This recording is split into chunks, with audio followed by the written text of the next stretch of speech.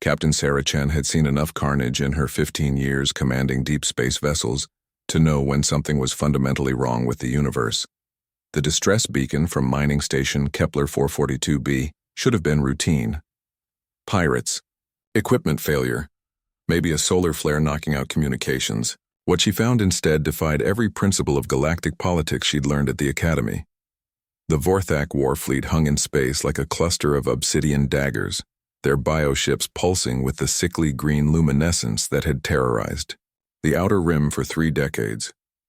12 vessels, each capable of glassing a planet, surrounded the tiny mining station in perfect formation. Sarah's crew aboard the UES Defiant went dead silent as the tactical display populated with threat indicators. "Captain," whispered Lieutenant Torres from the communications station, "we're receiving a transmission from the lead Vorthak vessel. It's asking for permission to dock." The bridge erupted in confused murmurs. Vorthak didn't ask permission for anything. They took what they wanted and left corpses floating in vacuum. Sarah had fought them at the Battle of New Geneva, watched them tear through a joint fleet like paper. The idea of a Vorthak commander showing courtesy was like expecting a black hole to apologize for its gravity. "Put it through," Sarah ordered, her hand instinctively moving to her sidearm. The main screen flickered, revealing the nightmare visage of a Vorthak war prime. Its carapace was scarred with ritual cuts, mandibles clicking in what humans had learned was either anticipation of violence or extreme agitation. "Human vessel." The creature's voice was transmitted through universal translators that made it sound like grinding metal. "We seek audience with Commander Chen. The hive mind has determined your species possesses qualities we require to understand." Sarah exchanged glances with her XO, Commander Rodriguez. In all recorded encounters, Vorthak had never used names, never sought understanding. They consumed, conquered, and moved on. "This is Captain Chen. State your intentions." The War Prime's compound, eyes shifted in what might have been uncertainty. "We guard this place. We protect the humans within. The small flesh called Marcus has shown us something we cannot comprehend. The hive mind is fractured by this revelation." Through the view screen, Sarah could see the mining station's hull was not only intact but seemed to have been reinforced with Vorthak biometal. Organic conduit snaked across its surface, glowing with the same energy signatures as the surrounding warships. Someone had not only survived contact with the Vorthak, but had somehow convinced them to provide protection. "Permission to come aboard. Granted, War Prime. But I'm bringing security." The creature's mandibles clacked in what the cultural database suggested might be amusement. "Your weapons would be as useful as pebbles against our carapace, Commander Chen. But we understand the ritual of strength display. Bring your warriors." An hour later, Sarah found herself walking through corridors that defied biology and physics. The Vorthak had somehow merged their ship with the human station, creating a hybrid structure that pulsed with alien life. Emergency lighting cast eerie shadows on walls that breathed. Her security detail kept their weapons lowered but ready, though she suspected the War Prime was right about their effectiveness. The central hub had been transformed into something resembling a cathedral. Vorthak warriors, each standing over 8 feet tall and armed with bioweapons that could pierce battle armor, knelt in perfect circles around a simple human chair. In that chair sat a man in his 60s wearing a standard mining jumpsuit and holding a cup of what smelled like coffee. "Marcus Webb, Station Chief," the man said, rising with the careful movements of someone who'd spent decades in variable gravity. "Sorry about the mess, Captain. Been trying to explain human concepts to our friends here. Turns out it's more complicated than I thought." Sarah stared at the scene before her. The deadliest warrior race in known space, creatures that had never shown mercy or taken prisoners, were arranged around this unremarkable human-like disciples around a teacher. Several held crude sketches that appeared to be drawn by children. Others carefully tended to small potted plants with a delicacy that seemed impossible for beings with claws like sword blades. "Mr. Webb," Sarah said carefully, "perhaps you could explain how you managed to avoid being processed by a Vorthak fleet." Marcus chuckled, scratching his graying beard. Well, Captain, it started with little Amy Morrison crying because she'd lost her pet gecko. Poor thing had gotten loose in the ventilation system during the attack alert. I was trying to help her find it when these fellows showed up. The War Prime stepped forward, its massive form somehow managing not to loom threateningly. The small flesh wept for the loss of her companion creature. This was incomprehensible. In our understanding, the weak exist to feed the strong. There is no emotional attachment to prey animals. But Marcus Human showed us differently, another Vorthak added, its voice carrying harmonic undertones that suggested deep respect. He risked his life essence to retrieve the gecko creature from dangerous places. Not for consumption, not for tactical advantage, simply because the small flesh was in distress. Sarah felt a chill that had nothing to do with the station's environmental systems. She was beginning to understand why the Vorthak had called this a revelation that fractured their hive mind. Their entire civilization was built on the principle that might makes right, that the strong dominated the weak without consideration for anything else. And then, Marcus continued, settling back into his chair as several Vorthak moved to make him more comfortable. Amy did something these folks had never seen before. She thanked them. Not me, them, for helping find her gecko. Said they were very kind and drew them pictures. He gestured to the sketches the warriors were holding. Sarah could see crude but recognizable drawings of Vorthak figures with human children, hearts drawn around them in bright crayon colors. Kind. The War Prime repeated the word as if it were a foreign concept requiring careful pronunciation. We have no equivalent in our language. The closest translation would be efficient predator, but this does not capture the meaning. The small flesh attributed to us a quality that does not exist in nature.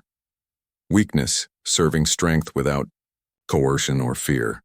The implications hit Sarah like a kinetic strike. The Vorthak had encountered something that challenged the fundamental basis of their society. They hadn't just been confused by human kindness. They'd been philosophically shattered by it. The hive mind sent us to study this phenomenon, another warrior explained, to determine if humans possessed some form of psychic manipulation that could weaponize compassion. Instead, we discovered something far more disturbing. Your kindness appears to be genuine.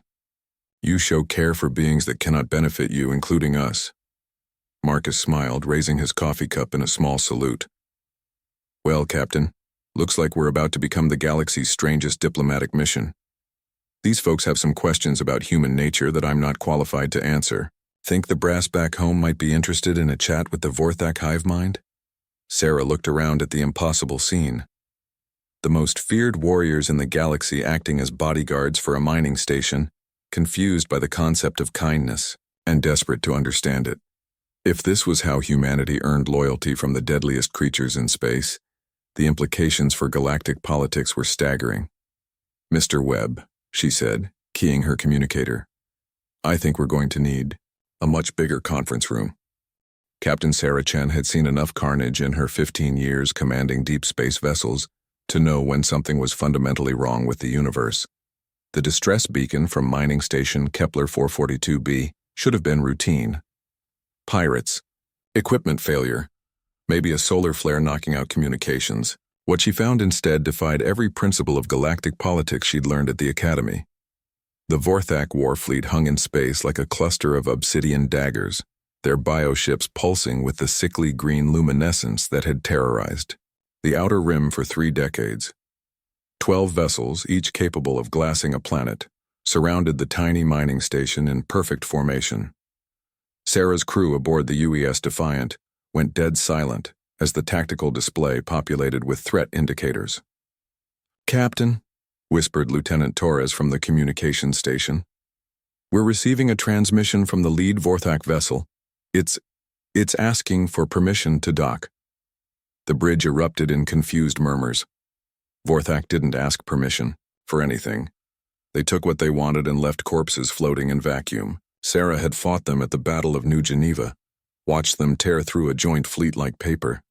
The idea of a Vorthak commander showing courtesy was like expecting a black hole to apologize for its gravity. Put it through, Sarah ordered, her hand instinctively moving to her sidearm. The main screen flickered, revealing the nightmare visage of a Vorthak war prime.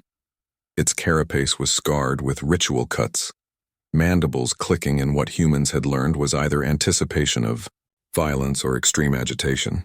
Human vessel. The creature's voice was transmitted through universal translators that made it sound like grinding metal.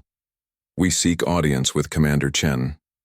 The hive mind has determined your species possesses qualities we require to understand. Sarah exchanged glances with her XO, Commander Rodriguez. In all recorded encounters, Vorthak had never used names, never sought understanding. They consumed, conquered, and moved on. This is Captain Chen. State your intentions. The War Prime's compound, eyes shifted in what might have been uncertainty. We guard this place. We protect the humans within. The small flesh called Marcus has shown us something we cannot comprehend. The hive mind is fractured by this revelation.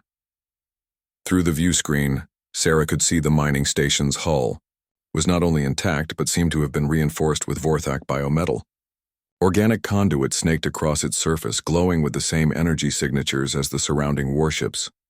Someone had not only survived contact with the Vorthak, but had somehow convinced them to provide protection. Permission to come aboard, granted War Prime, but I'm bringing security. The creature's mandibles clacked in what the cultural database suggested might be amusement. Your weapons would be as useful as pebbles against our carapace, Commander Chen.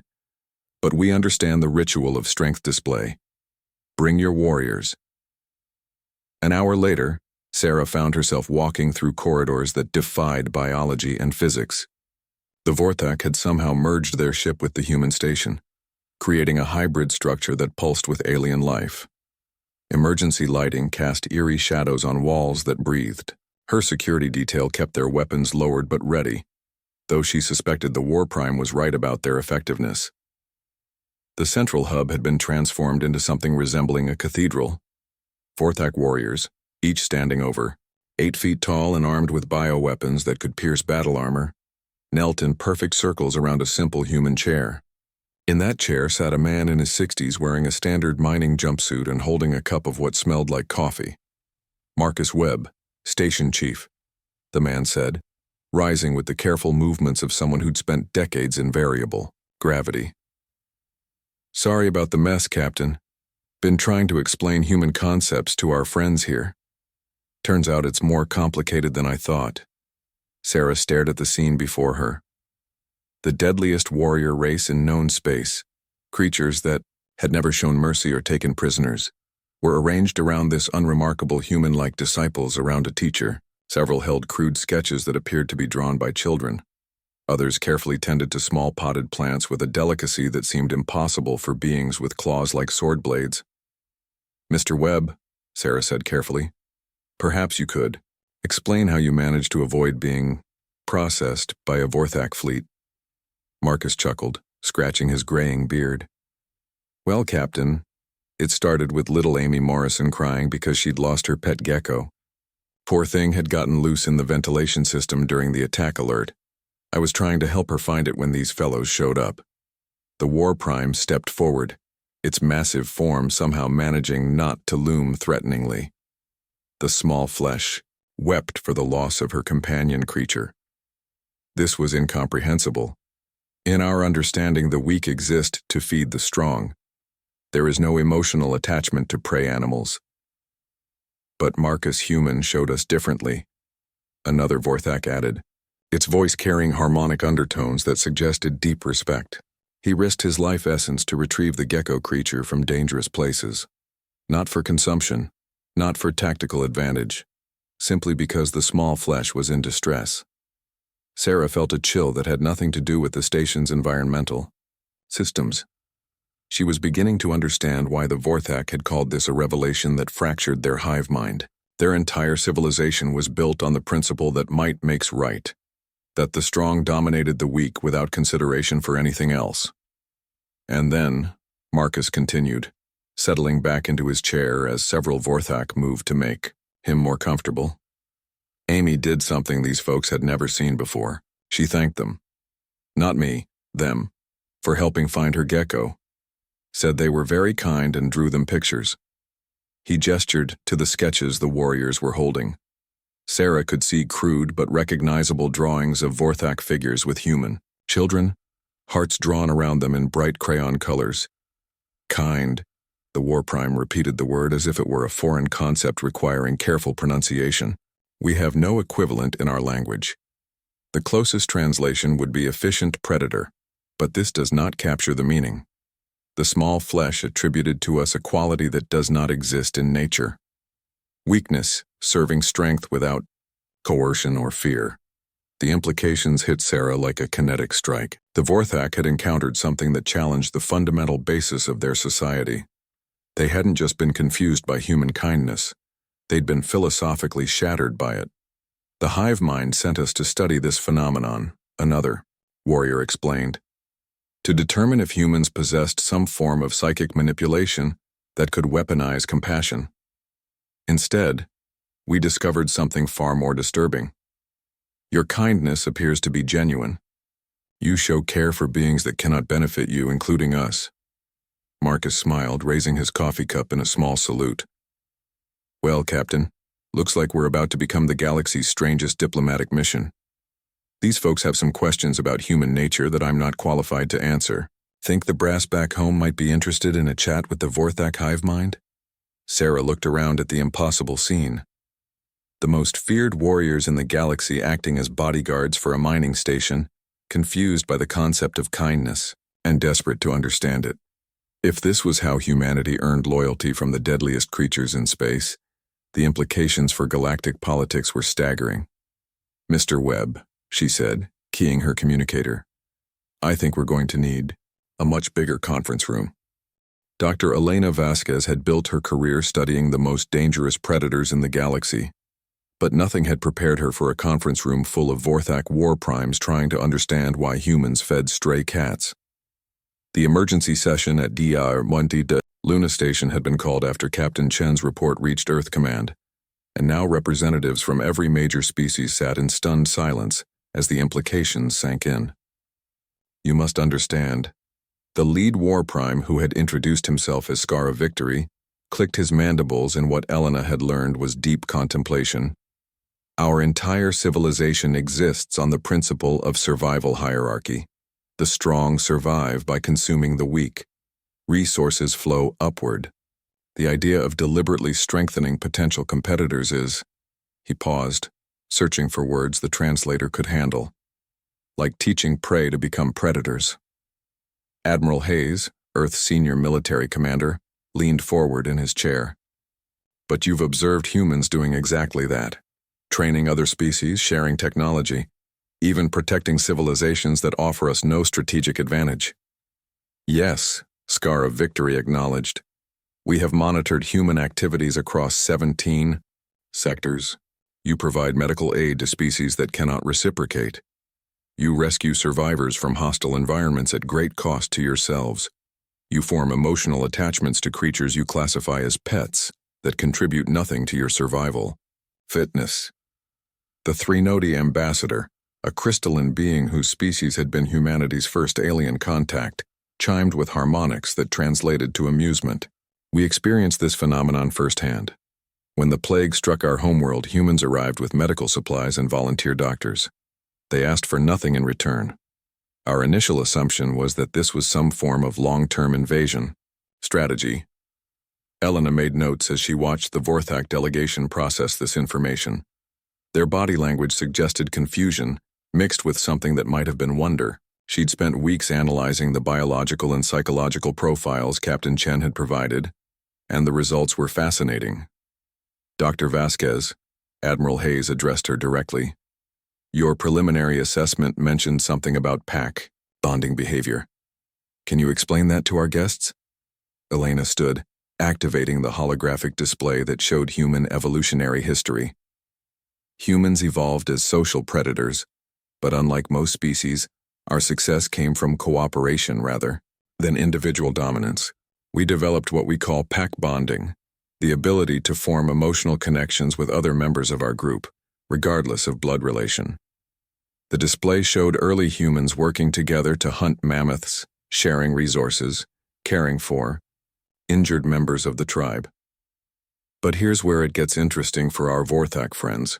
Human pack bonding doesn't recognize species barriers. We can form these emotional connections with virtually anything we perceive as having consciousness or the potential for consciousness. She gestured to a new series of images showing humans with domestic animals, then expanded to show humans, working alongside various alien species. We don't see potential enemies when we meet new life forms. We see potential pack members. War Prime Scar of Victory's compound eyes focused with laser intensity. This suggests humans are evolutionarily programmed to seek alliance rather than dominance. But this contradicts your species' obvious capacity for violence and territorial behavior. That's the key point, Elena continued. We're not pacifists. Humans can be incredibly violent when protecting our pack. The difference is that our definition of pack keeps expanding. We'll fight to the death for our families, our communities, our species, but we're also willing to adopt new members into that protected group. The room fell silent as the implications sank in. The Keth ambassador, whose warrior culture had initially clashed with human values, spoke up. This explains the Battle of Zirian Prime. Human forces took massive casualties to evacuate Keth civilians, even though our species had been at war for decades.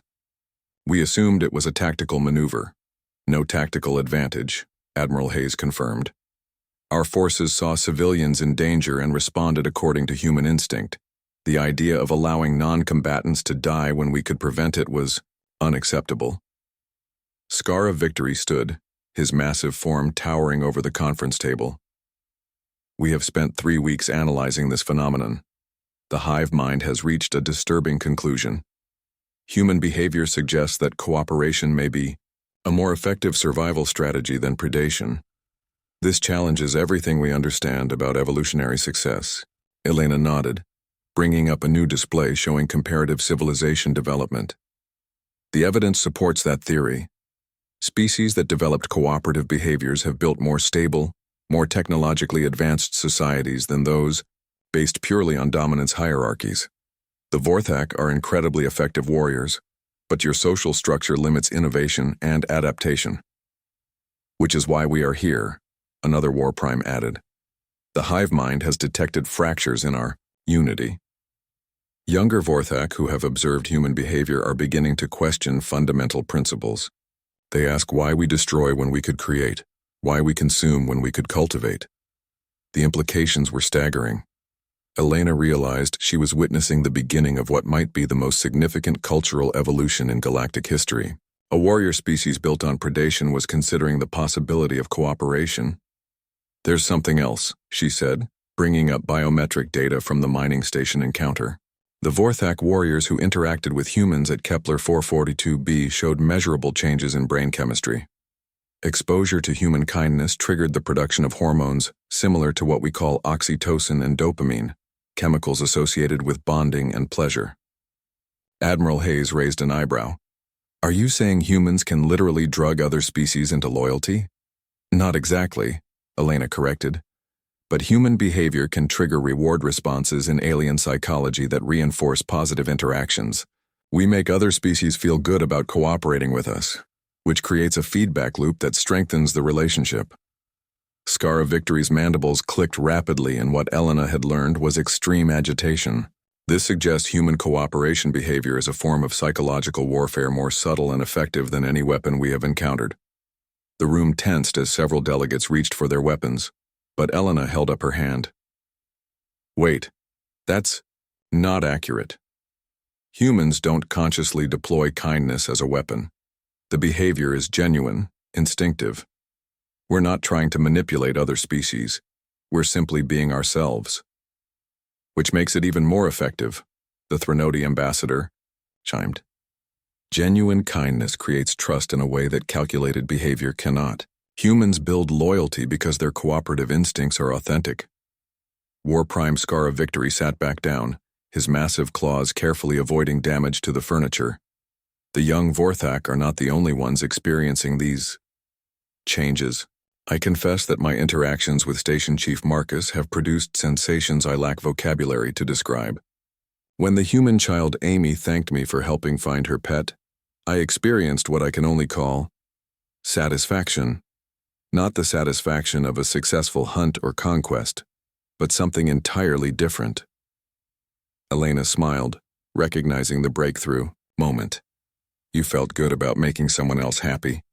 That's the foundation of human pack bonding. We derive pleasure from the well-being of those we consider part of our group.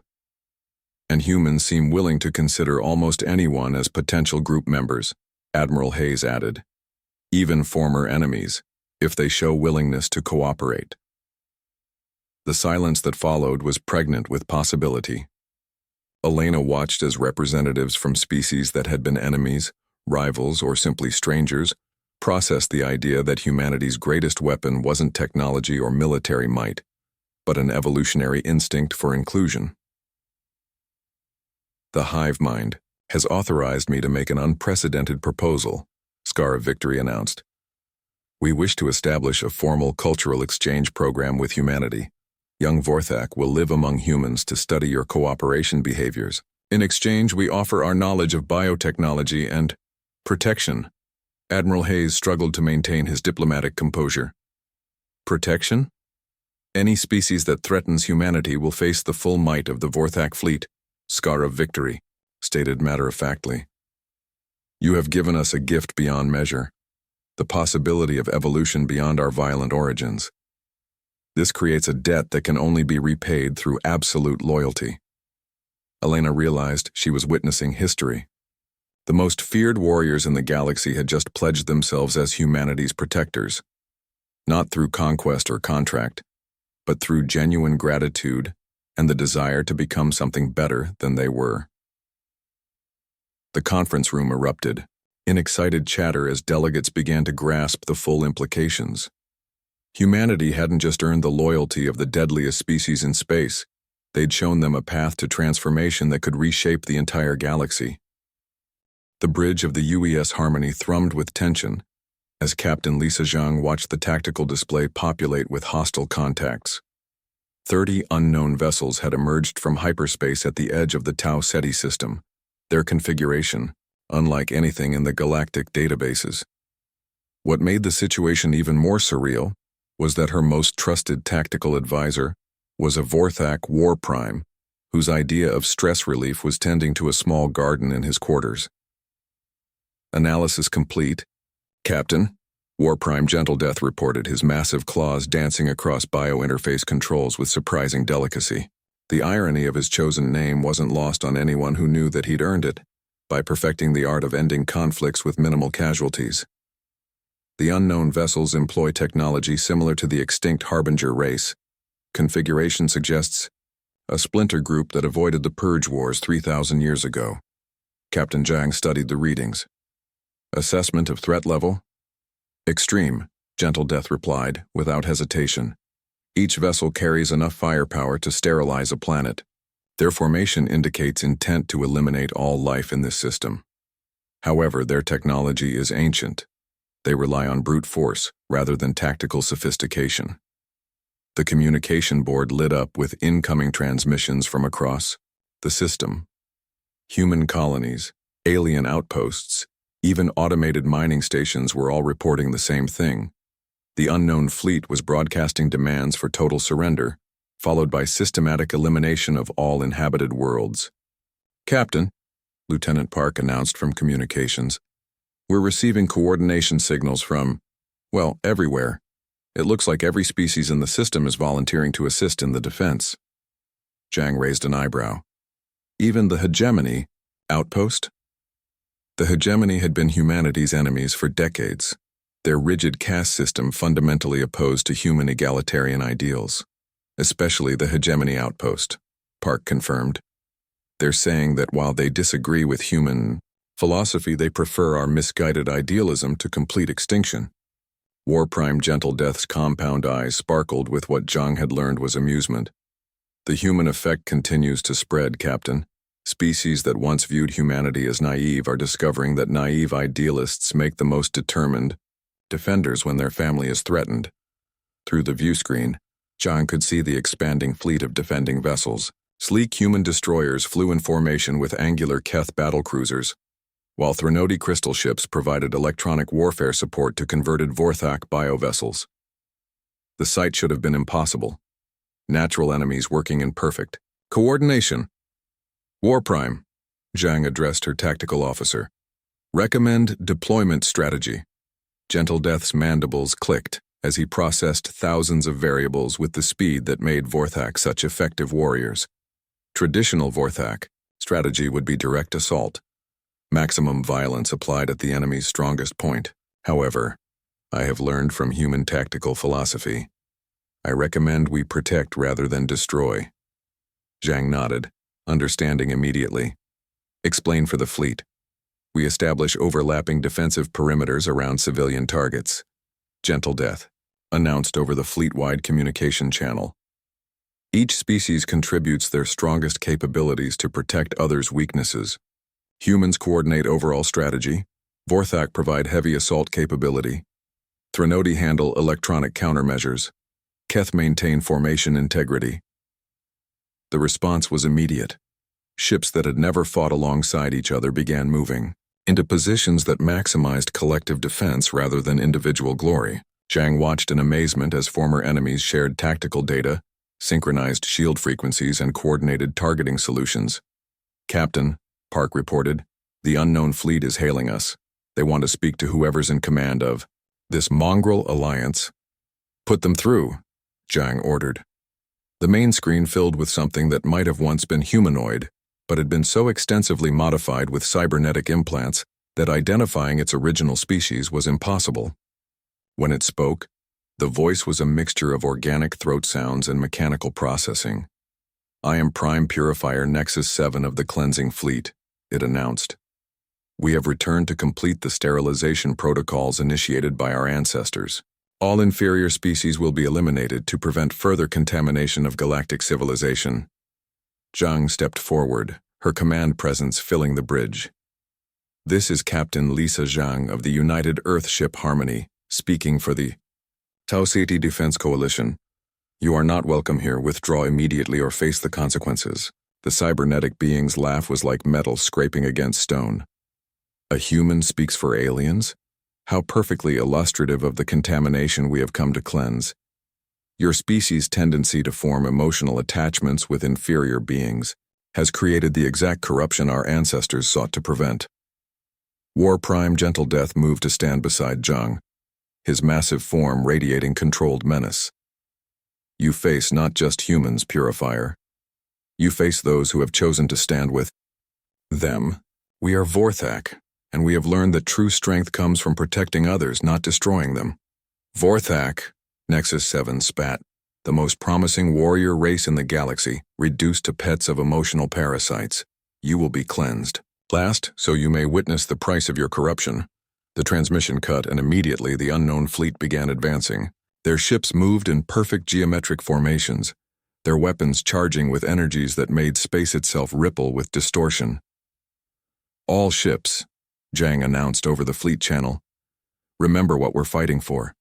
Not territory, not resources, not ideology. We fight for the right of different species to choose their own path, to form bonds across evolutionary barriers, to build something better than what our ancestors left us. The first exchange of fire lit up the void like a premature nova. The Cleansing Fleet's weapons were devastatingly effective, their ancient technology still capable of vaporizing modern warships with single shots. But they had never faced an enemy that fought not as individuals seeking glory, but as a coordinated family defending their home.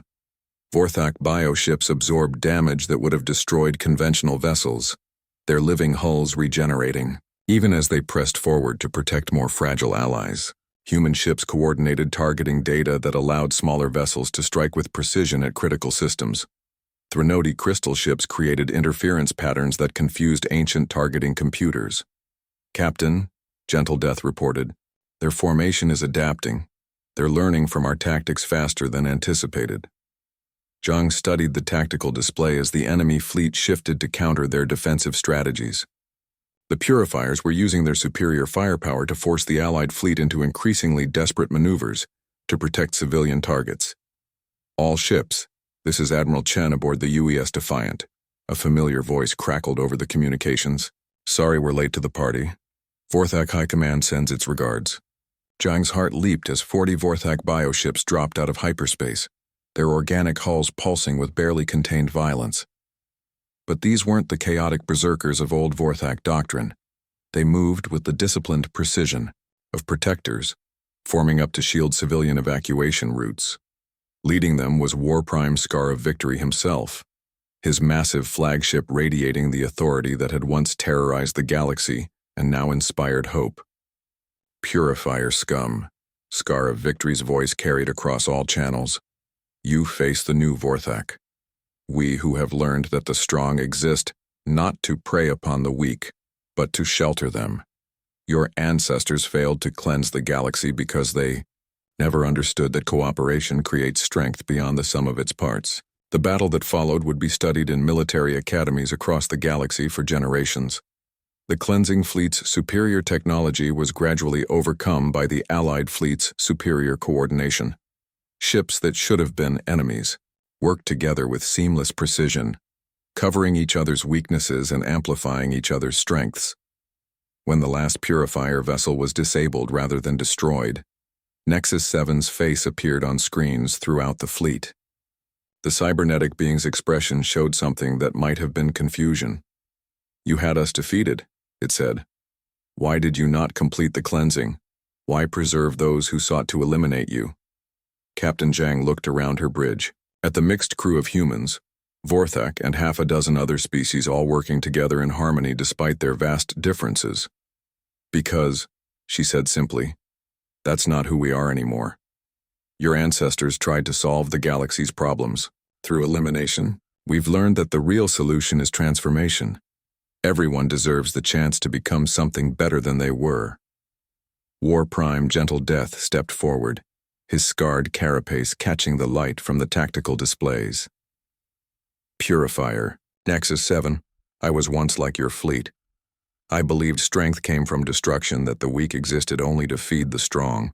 The humans showed me a different path. They offered me the chance to use my strength to protect rather than destroy. The cybernetic being's mechanical components whirred as it processed this information. You speak of transformation as if it were possible for our kind. We have spent millennia perfecting ourselves for the cleansing mission. Perfection is a trap, Zhang replied. Growth requires the willingness to admit you might be wrong, to change, to become something new. Your ancestors' perfection led to isolation and stagnation. Our imperfection has led to alliance and progress. On the tactical display, Zhang could see the disabled Purifier vessels being surrounded not by executioners, but by rescue ships. Medical vessels from a dozen species were already moving to assist wounded crew members, regardless of the fact that those same beings had tried to exterminate them minutes earlier. This is incomprehensible, Nexus 7 transmitted. You aid those who sought your destruction. This behavior serves no tactical purpose.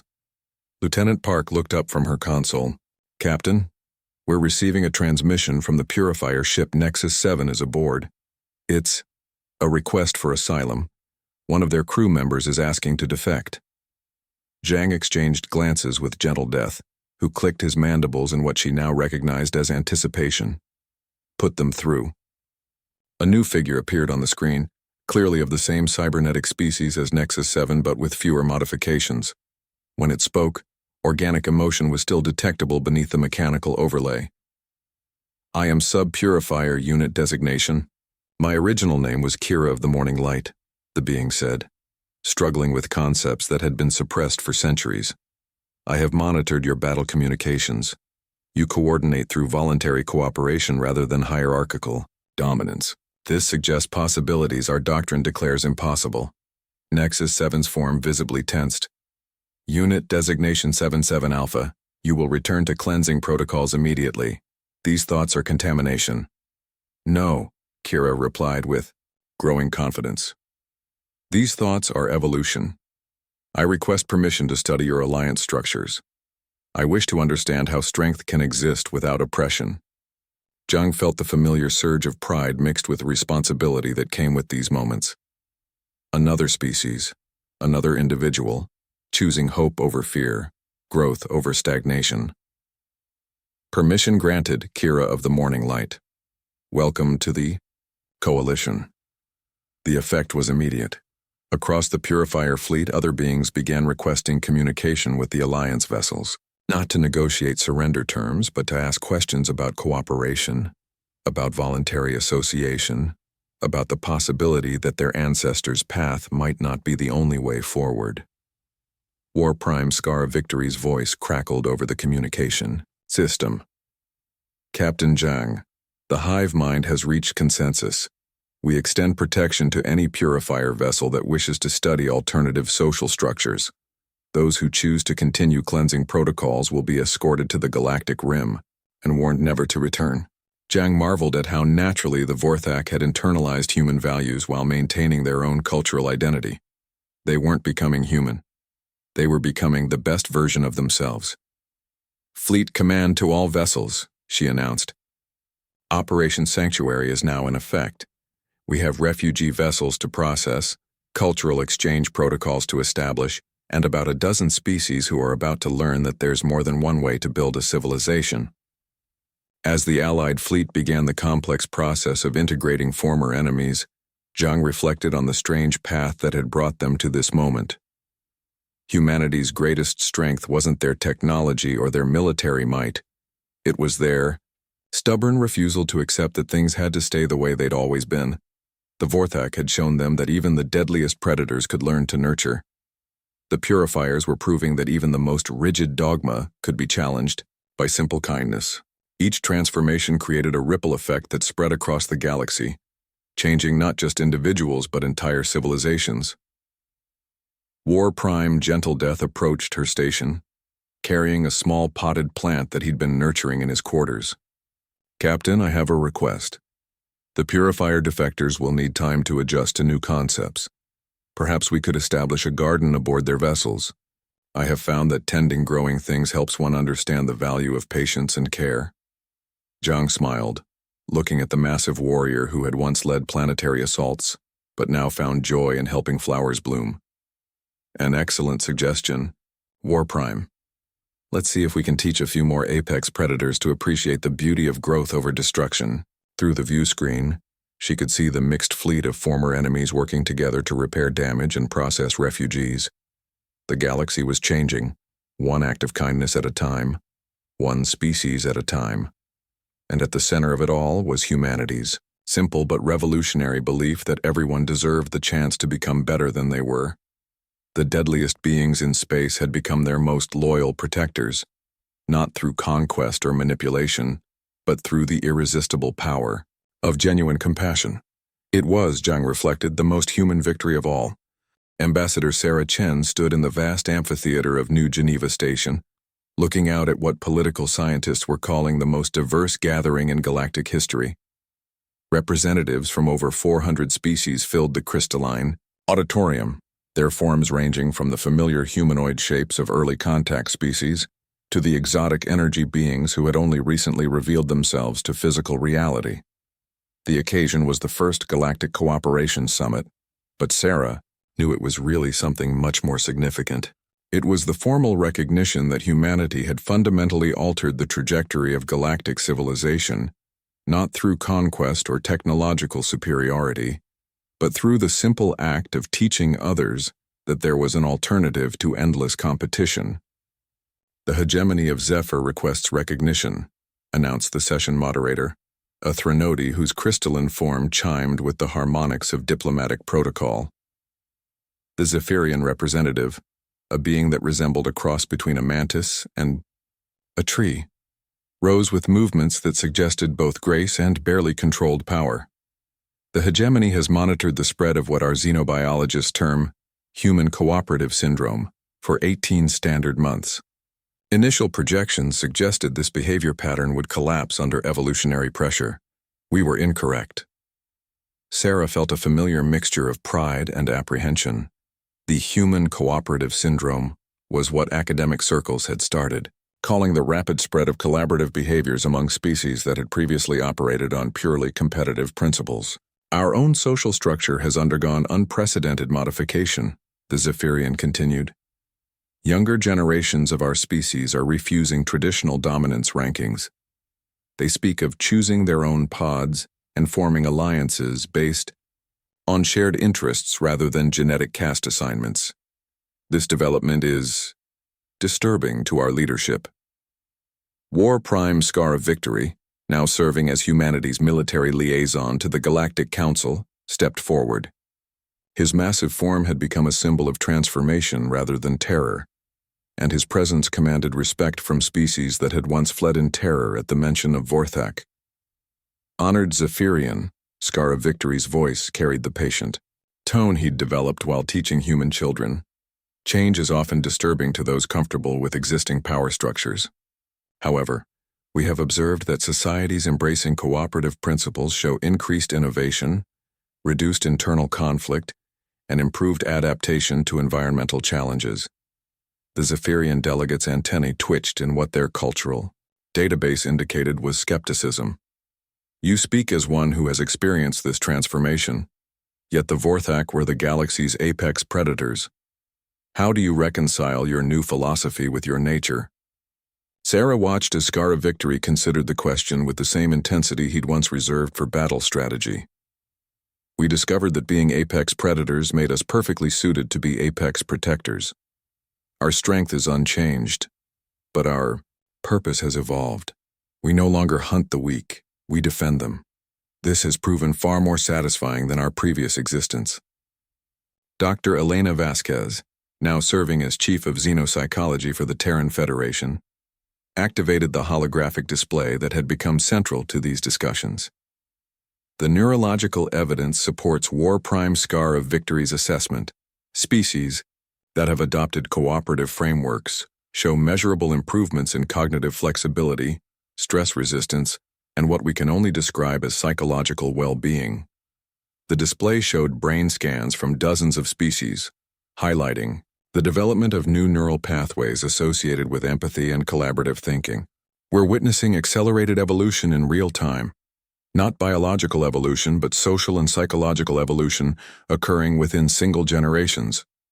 A new voice echoed through the chamber, translated from the subsonic frequencies used by the deep ocean-dwelling Leviathan. The depths dwellers have observed this phenomenon with great interest. Our species has existed in isolation for millennia, considering surface dwellers too chaotic for meaningful contact. Yet human vessels have begun requesting permission to study our oceanic ecosystems, offering knowledge in exchange rather than demanding access through force. Sarah nodded to the Leviathan representative. Humanity has always been curious about other ways of life. We've found that learning from others makes us better at solving our own problems. This curiosity extends beyond mere academic interest, the Leviathan continued. Human researchers have identified solutions to problems we did not know we possessed. Their perspective, shaped by cooperation with numerous species, allowed them to recognize patterns we had become blind to through isolation. The chamber erupted in the various sounds different species made when expressing surprise or interest. Sarah realized they were witnessing something unprecedented. Species that had remained isolated by choice were considering the benefits of engagement. The most remarkable aspect, Dr. Vasquez continued, is the feedback effect. As more species adopt cooperative behaviors, the benefits compound exponentially. Trade networks become more efficient. Scientific research accelerates through shared knowledge, and conflicts decrease as species find common ground. Representative Crix-9 of the Machine Collective, a recently awakened AI consciousness that had initially viewed biological species as inferior, projected its thoughts directly into the translation matrix. The collective has observed that human, cooperative algorithms, when applied to our resource distribution protocols, increase efficiency by 37%, while reducing internal conflicts by 92%. This suggests that cooperation may be a fundamental optimization principle. Sarah smiled at the irony. Even artificial intelligences were discovering that human values produced better outcomes than pure logical efficiency. However, Crix-9 continued, we have detected concerning developments in several sectors. The devourer swarms of the Andromeda spiral have begun exhibiting similar transformation patterns. Swarms that once consumed entire star systems are now establishing protective territories, Around inhabited worlds, the chamber fell silent as the implications sank in. The devourer swarms were considered one of the greatest threats to galactic civilization, vast collections of biomechanical entities that consumed all organic matter in their path. War Prime Blood Drinker, who had been quietly observing from the Vorthak delegation, stepped forward. The swarm sent an emissary to Vorthak space 3 weeks ago. They requested instruction in what they termed sustainable consumption protocols. They had observed human agricultural practices and wished to understand how beings could consume resources without depleting them entirely. The gasps and harmonic exclamations that filled the chamber spoke to how revolutionary this development was. The devourer swarm seeking to learn sustainability was like fire, asking for lessons in preservation. "What was your response?" asked the Threnody moderator. "We established a cultural exchange program," Blood Drinker replied matter-of-factly. "Young Vorthak are teaching swarm entities about cultivation, regenerative harvesting, and symbiotic resource management. In exchange, the swarms are sharing their deep space navigation techniques and resource location abilities." Sarah felt the familiar vertigo that came with realizing how far the ripple effects of human cooperation had spread. They weren't just changing individual species. They were transforming the fundamental nature of how different forms of life interacted across the galaxy. "The question before this assembly," Sarah announced, stepping forward to address the gathered representatives, "is not whether these changes will continue. The evidence suggests they're accelerating. The question is whether we guide this transformation constructively or allow it to proceed without coordination." She gestured to the display showing trade routes, communication networks, and alliance, structures that had formed in the wake of species adopting cooperative behaviors. "Humanity offers what we've learned, but we're not trying to impose our values on anyone. We're simply showing that there are alternatives to the way things have always been done." The Zephyrian delegates' antennae moved in what the cultural database suggested was deep consideration. "The hegemony has a proposal.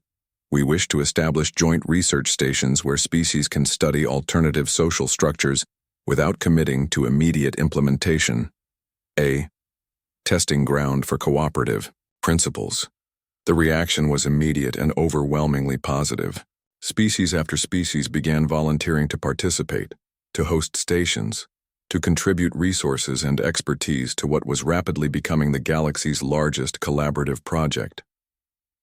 As Sarah watched the enthusiasm build, she reflected on how far they'd come from that first encounter at mining station Kepler 442b. A simple act of kindness toward a lost pet had somehow catalyzed the transformation of galactic civilization. War Prime Scar of Victory approached her station, his massive form moving with the careful grace he'd developed while working with human children. "Ambassador Chen, the hive mind wishes me to convey a message. The Vorthak pledge our fleets not just to the protection of humanity, but to the protection of this new galaxy we are all building together. A galaxy where strength serves others, rather than crushing them." Sarah smiled, looking out at the unprecedented gathering of former enemies, rivals, and strangers all working together toward a common goal. "I think, War Prime, that's exactly what the galaxy needs. Protectors who understand that the ultimate expression of power is the choice to lift others up." The session continued late into the station's night cycle, but Sarah knew they were laying the groundwork for something that would outlast them all. A galaxy where cooperation wasn't just possible, but natural. Where even the deadliest beings found their greatest purpose in protection rather than predation. And at the center of it all was humanity's simple but revolutionary gift to the cosmos: the belief that everyone, no matter how different or dangerous, deserved the chance to become something better than they were. Only humanity could command loyalty. From the deadliest 5 years after the first Galactic Cooperation Summit, Admiral Sarah Chen stood on the observation deck of the starship Unity, watching something that defied every prediction xenobiologists had made about the future of galactic civilization. Below them, the planet Haven hosted what had become known as the Great Convergence, a living laboratory where over 600 species worked together on projects that individual civilizations could never have imagined. The sight through the viewport seemed like something from a utopian dream. Vorthak bioengineers worked alongside crystalline architects to grow cities that lived and breathed. Former devourer swarms tended vast agricultural complexes that could feed entire star systems without depleting soil nutrients. Machine collectives shared processing power with organic telepaths to solve mathematical theorems that had puzzled academics for millennia. Admiral, Commander Jake Morrison approached her position, his expression mixing wonder with concern. "We're receiving the final report from the Transformation Commission. The numbers are unprecedented." Sarah accepted the datapad, scanning, results that confirmed what she'd been observing throughout human space for months. The cooperative revolution that had begun with a crying child and a lost gecko had fundamentally altered the balance of power in the galaxy.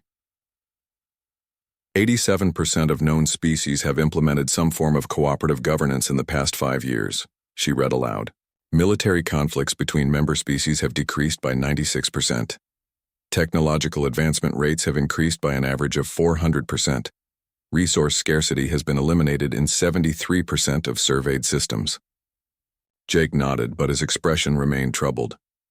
"That's the good news. The concerning part is in Section 7. Sarah scrolled to the indicated section and felt her heart skip. 12 species have voluntarily subordinated their governments to human oversight. Jake, we never asked for this. That's the problem, Jake replied. We didn't have to ask. They're making these decisions on their own, citing human success at interspecies cooperation as justification for what they're calling benevolent guidance acceptance. Before Sarah could respond, War Prime Scar of Victory entered the observation lounge. His massive form had become even more modified over the years, bioports and neural interfaces allowing him to interface directly with ship systems and coordinate with dozens of species simultaneously. He had become something new, not quite Vorthak, not quite human, but entirely unique. Admiral Chen, he said, settling into a reinforced chair designed to accommodate his bulk. The hive mind has completed its analysis of the subordination phenomenon. Our conclusion is that these species are experiencing what human psychologists would term learned helplessness in reverse. Sarah raised an eyebrow. Explain. They have become so successful through cooperation with humanity that they fear making decisions without human input, Scar of Victory continued. The Epsilon Collective, for example, has seen their standard of living increase tenfold since adopting human-guided resource distribution. They now believe human judgment is superior to their own. Jake leaned against the viewport, his reflection merging with the scene of unprecedented cooperation below. We've accidentally created a dependency rather than independence. Some species are losing confidence in their ability to govern themselves. Sarah felt the weight of unintended consequences settling on her shoulders. What's the Vorthak perspective on this development? Scar of Victory's mandibles clicked in the pattern she'd learned indicated serious consideration. The hive mind is concerned. We transformed our society because humans showed us alternatives, not because we surrendered our autonomy. True strength, as you taught us, comes from choosing cooperation, not from requiring it. The communication system chimed with an incoming priority transmission. Admiral Chen, Lieutenant Torres announced, we're receiving a joint communication from the Zephyrian Hegemony, the Machine Collective, and the Leviathan Deep States. They're requesting an emergency session. Put them through, Sarah ordered. The main display split into 3 sections, showing representatives from each of the major power blocks that had emerged during the cooperative revolution. To Sarah's surprise, all 3 looked troubled rather than celebratory. Admiral Chen, the Zephyrian representative, began, we must address a development that threatens the stability of our new galactic order. The subordinating species are creating what our analysts term a cooperation cascade failure. The Machine Collective's avatar, Crix 9, projected concern through harmonics that translated as urgency. Species that have surrendered autonomy to human guidance are losing the ability to innovate independently. They request permission for increasingly minor decisions. This creates bottlenecks that slow progress for all participants. The Leviathan delegates' subsonic communication carried overtones of deep worry. More critically, These species are beginning to compete for human attention and approval. The Epsilon Collective and the Harmonic States nearly engaged in military action over disagreement about human preferences regarding trade route optimization. Sarah felt a chill that had nothing to do with the ship's environmental systems. They're fighting over the right to please us? Precisely, Crix 9 confirmed. The cooperative behaviors you introduced are being corrupted into a new form of hierarchical structure with humanity at the apex. This contradicts the fundamental principles that made the revolution successful. War Prime Scar of Victory stood, his presence filling the communication space with authority that commanded attention from all participants. The Vorthak offer a solution. We propose Operation Graduation. Jake looked confused. Graduation? Human. Parents do not keep their offspring dependent forever, Scar of Victory explained. They teach independence, provide guidance when requested, but ultimately encourage autonomous decision-making. The subordinating species must be graduated to full partnership status. The Zephyrian representative's antennae twitched with interest. Explain this process. Sarah began to understand what Scar of Victory was proposing. We systematically withdraw direct guidance and instead provide consultation only when requested. We force them to make their own decisions again. But with a safety net, Jake added, catching on. We make it clear that seeking advice isn't weakness, but neither is making independent choices. The Leviathan delegates' harmonics shifted to approval. This approach maintains the benefits of cooperation while preventing dependency. But will the subordinating species accept this transition?